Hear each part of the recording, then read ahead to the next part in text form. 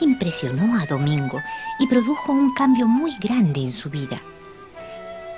En Alemania oyó hablar de los cumanos, un pueblo feroz que se dedicaba a la guerra y a la destrucción, y sintió la llamada para acercarse a ellos y sembrar ahí la semilla del Evangelio de Jesús. También en Dinamarca tuvo noticias de que la iglesia intentaba acercarse hasta los pueblos donde no se conocía el cristianismo y pensó que podía ayudar en esa misión. Pero sobre todo, Domingo no podía olvidar una conversación mantenida en Toulouse con el dueño de la posada donde se detuvieron a descansar camino de Dinamarca. El posadero le contó que pertenecía a un grupo de personas muy religiosas que habían decidido separarse de la Iglesia Católica. No te asombres, esto ha ocurrido muchas veces en la historia de la Iglesia. Se llamaban cátaros, que quiere decir puros o perfectos. También les conocían como albigenses, porque la ciudad francesa en que nació ese grupo se llamaba Albi. Insultaban a la iglesia, no estaban de acuerdo con lo que predicaba y sobre todo pensaban que la vida de muchos obispos y sacerdotes nada tenía que ver con Jesús y su evangelio. Cuánta fuerza tendrían las palabras de Domingo que el posadero, después de conversar con él hasta el amanecer, decidió volver a la iglesia. Los cátaros se habían extendido muchísimo por el sur de Francia y los enfrentamientos con la iglesia eran continuos y muy duros, de tal modo que las gentes estaban tristes y desunidas. ¿Qué hacer?, se preguntaba Domingo, para ver a esas personas alegres y unidas. Primero, reconocer que muchos responsables de la iglesia debían de cambiar, porque estaban más preocupados por el dinero y el poder que por vivir con la sencillez de Jesús. Después, demostrar que los cátaros no tenían razón al despreciar el cuerpo humano, la obra de la naturaleza, la comida, lo material y la humanidad de Jesús, y por no admitir a un Dios bueno como único creador.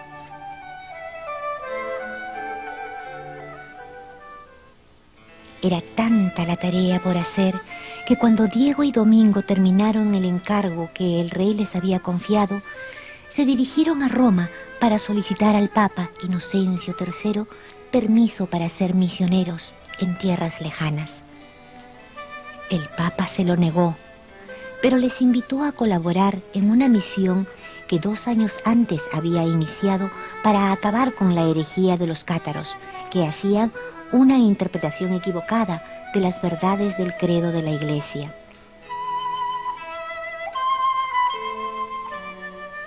Era la primavera del año 1206 cuando Arnaldo, Pedro y Raúl, 3 grandes predicadores a quienes el Papa había encargado anunciar la doctrina católica entre los cátaros, se reunieron en la ciudad de Montpellier, desilusionados ante su fracaso. Incluso estaban convencidos de que solo por medio de la fuerza y con violencia se resolvería aquella situación.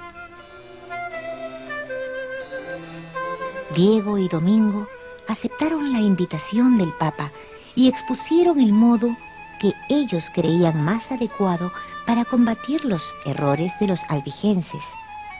Tenemos que vivir pobremente, renunciando a toda forma de riqueza y poder. La gente del pueblo nos rechaza porque nos considera indignos y descarados y se sienten más atraídos por la pobreza con que viven los cátaros.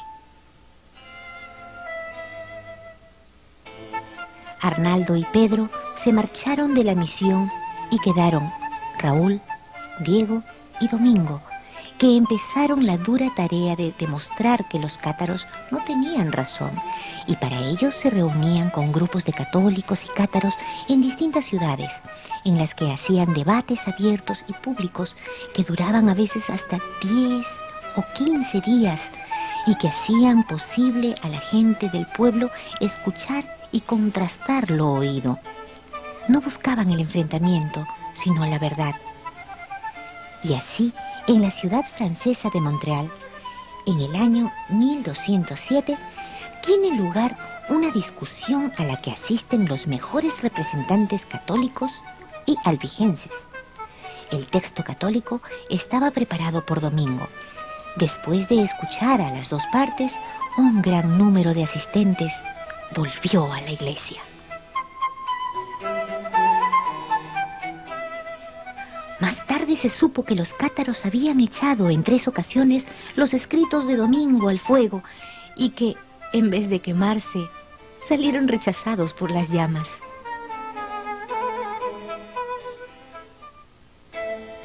Las actividades de Diego y Domingo eran muchas. En Prulla habían adquirido un edificio medio en ruinas. Con pocos medios lo restauraron y fundaron un monasterio femenino donde acudían mujeres que querían vivir en comunidad, en pobreza y oración. Son también predicadoras del Evangelio. Aquel convento se convierte pronto en una especie de campamento base, donde los predicadores reponen sus fuerzas y donde se reúnen los que tienen simpatía por el diálogo y el nuevo estilo. Poco después, Diego regresó a Osma, de donde faltaba hacía tiempo.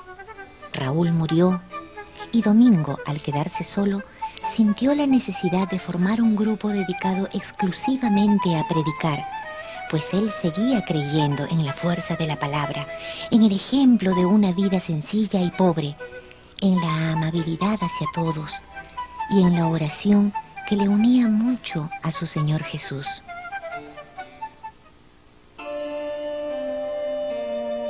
Gracias a su serenidad y a su equilibrio, pudo permanecer en aquel ambiente deshumanizado, cargado de violencia y destrucción en que vivían los habitantes del territorio francés llamado Mediodía.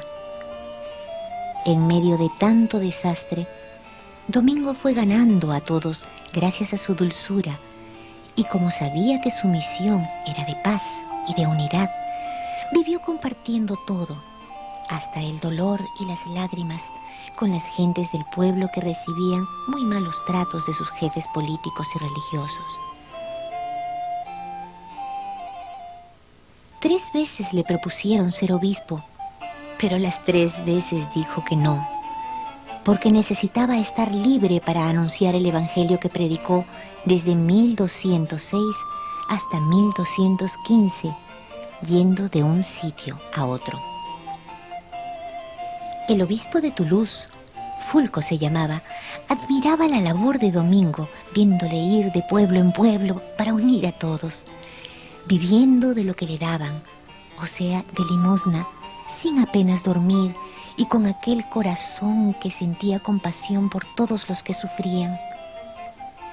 Le pidió que viniera a su ciudad para ayudarle, y nuestro santo fue a Toulouse.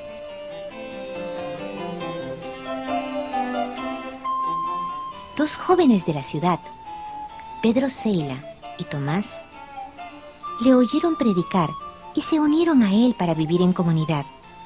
Pusieron a su disposición 3 casitas que poseían, en las que pudieron vivir los primeros miembros de la futura orden de predicadores, los 2 jóvenes, Domingo y otros seguidores venidos desde Prulla.